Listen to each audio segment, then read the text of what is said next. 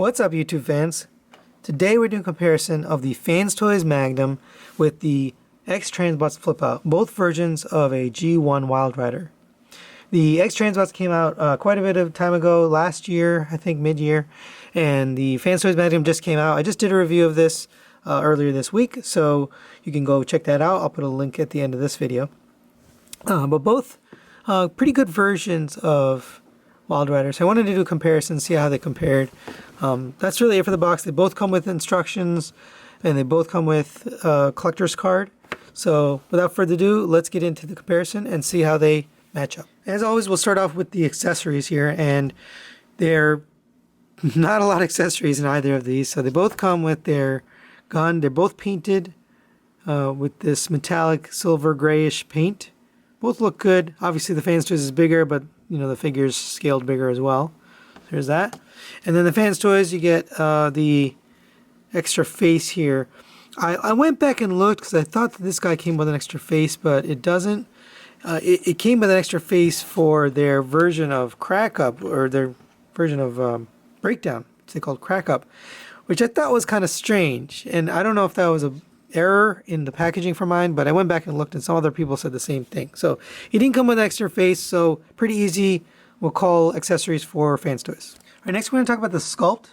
So for Sculpt, we'll get the G1 cartoon image there, so you can take a look at that. They both really nail that G1 cartoon kind of all around, but there are some choices made that kind of differentiate them. So FansToys has used on pretty much all their figures this translucent plastic with some detail behind it. The X-Transbots has stuck more with the cartoon look and, you know, just painted surfaces, you know, no translucent pieces there. But then on the side, on the back, you can see the cleanliness of the FansToys is much better. The legs are very, very clean. The backpack's pretty clean, although you got this little kibble here, but then, you know, X-Transbots got the kibble too. And actually, it sticks out quite a bit because you see this entire back part here. So they both are a little bit uncleanly on the back, but then it's the legs that really clean up. Legs and arms both clean up very well on the FansToys. There's a little bit of kibble-niness on the X-Transbots. Here's a quick size comparison with the Takara Tomy Blue Streak, the Plus version, and you can see the X-Transbots is dead on in terms of the height, same exact height. The FansToy is much larger. I recently showed actually, you know what, I'll put that image back up, of a comparison of these guys in their robot modes, and the Sunbow chart shows that these guys are bigger in their robot modes than the standard Autobot cars. So I don't know, this is a preference thing. Some people like it this size, but as far as the Sunbow chart's concerned, it should be bigger. So really up to you, eye of the beholder. I just wanted to show you that. But I think overall, looking at Sculpt, I think FansToys nailed it a little bit closer. So we're going to give Sculpt to FansToys. All right, next we're going to talk about the paint on these figures, and this is really close. So they're both covered in paint from head to toe, literally. I mean, they're painted all over. There's nothing that's unpainted.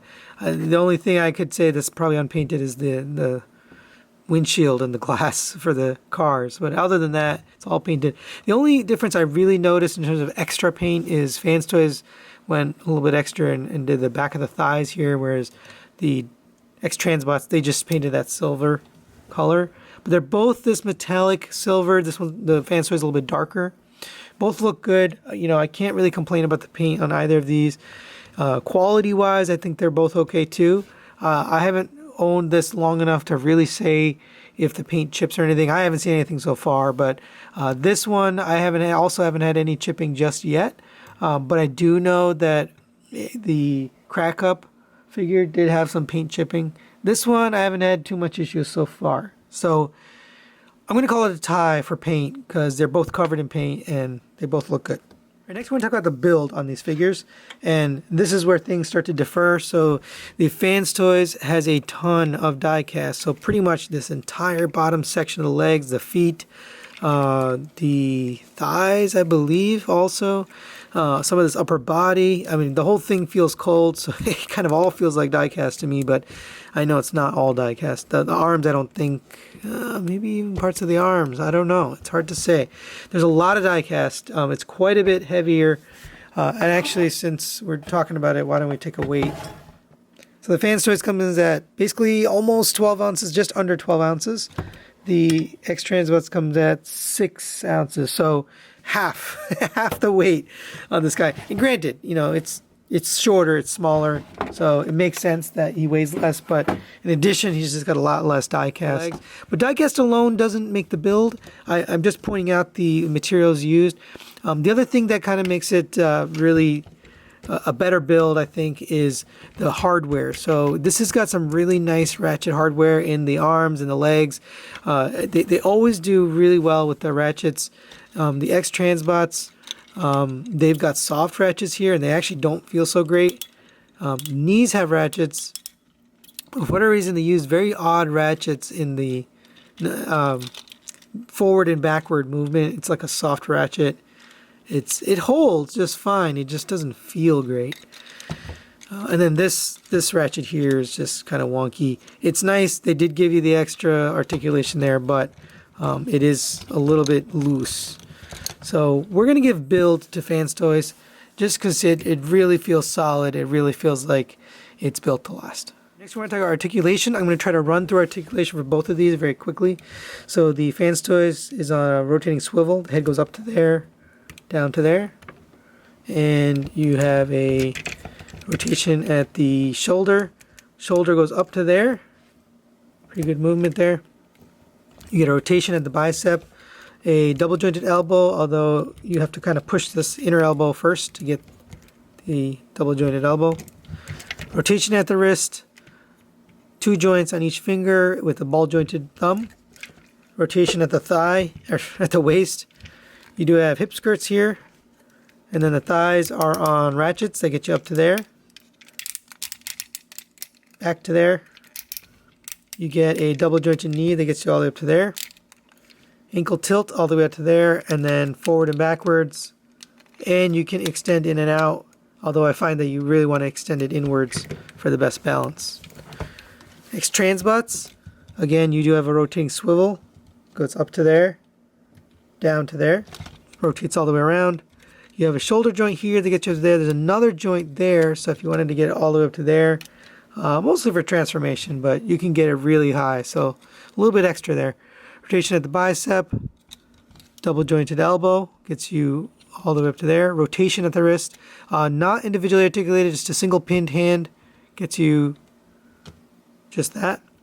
You have a ab crunch, which is an extra piece of articulation here on the X-Transbots. Rotation at the waist. Hip skirts move out of the way. And you get rotation up to there, back to there on a soft ratchet, and then out to the side on a friction joint. Oh, I forgot thigh rotation. This guy has thigh rotation. Knee bend, 90 degrees. No double joint there. Ankle tilt up to here, a little bit hindered just because of the shape of the foot. And then up to there, going outwards. And then he does have a rocker this way.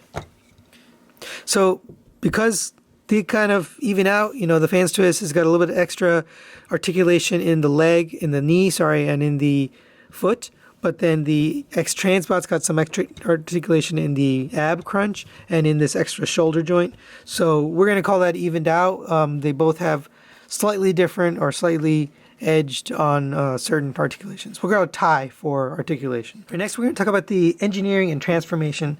So the FansToys engineering is just really a marvel. And the reason is it kind of mass shifts. So it gets to this larger size robot, but then it comes down to a car that's similar in size. And that's always going to get me in terms of, you know, engineering. That's something that just to me is really amazing that they're able to do that. And this particular version is actually very fun to transform. It's got a lot of nice pieces to it that move nicely. But the X-Transbots also, you know, transforms pretty well, and it's kind of fun.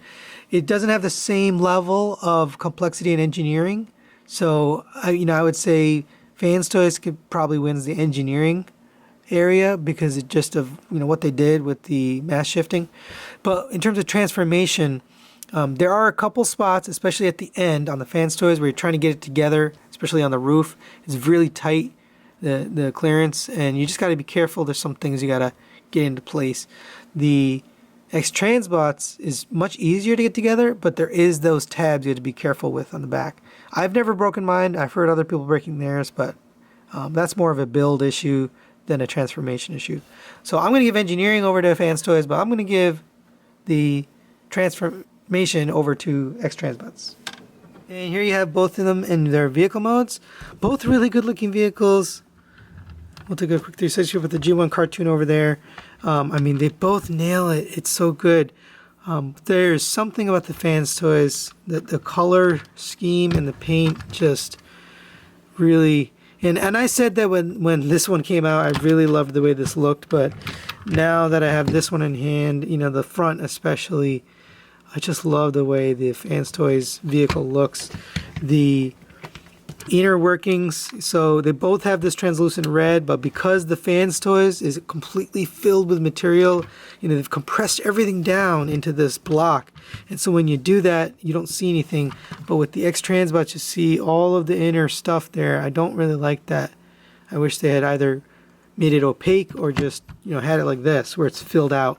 So I definitely prefer the look of the windshield on the FansToys. I also prefer the shiny rims. I think that just looks a lot more 80s.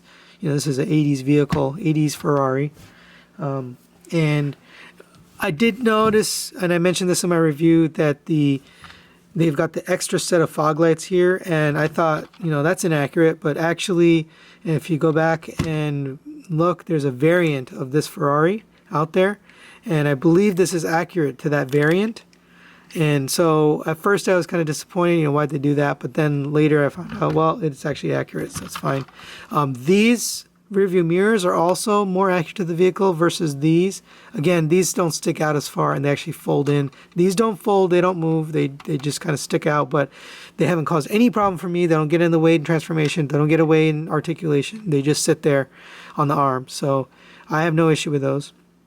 But all in all, I really like the FansToys version of the vehicle mode here. So I'm going to give the alt mode to FansToys. Here's the cost. Quite a bit different. The FansToys comes to $125 retail. The X-Transbots at $60 retail. Almost more than double, not almost, more than double the cost for the FansToys. So clear winner here for X-Transbots. Final thoughts on these guys. You can see the score there and below, and you see that FT is the winner here. Not too much surprise, and people probably watching this are like, yeah, of course he picks the FansToys. It's not always true, honestly. FansToys doesn't always hit it out of the park, but this particular figure, they nailed it. I mean, they really did a good job, and there's a lot of good things about this figure. Really fun.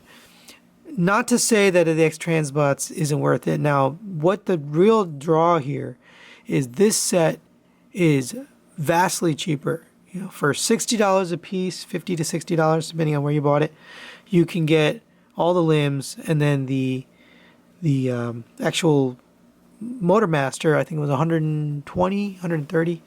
And then the trailer, which we don't know the price yet, it hasn't come out yet, but I'd imagine it's around $100. Hopefully not more than $100 for those combiner parts.